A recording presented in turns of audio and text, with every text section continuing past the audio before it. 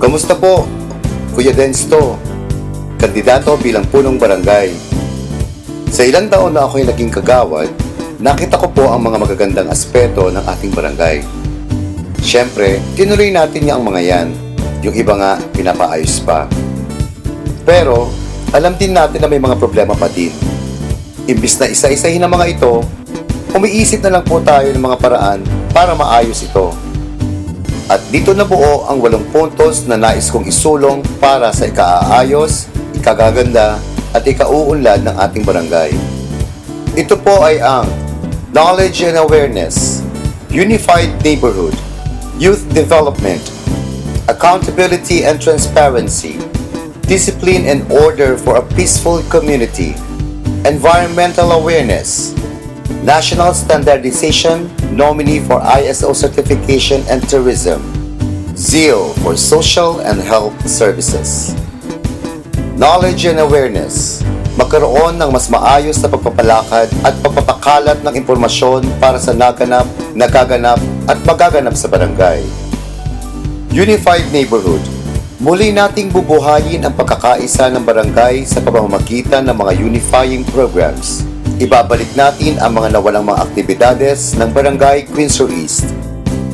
Youth Development, tutulungan ang kabataan na linangin ang kanilang talento hindi lamang sa sports, kundi pati sa sining, kultura, teatro, at business. Accountability and Transparency, karapatan ng bawat pamamayan ang magtanong, magsuri, tumanggi o sumang-ayon sa mga proyekto at plano ng barangay sa mismong barangay office man o online. Wala nang itatago ang barangay government sa mamamayan nito. Lahat alam mo. Discipline and Order for a Peaceful Community.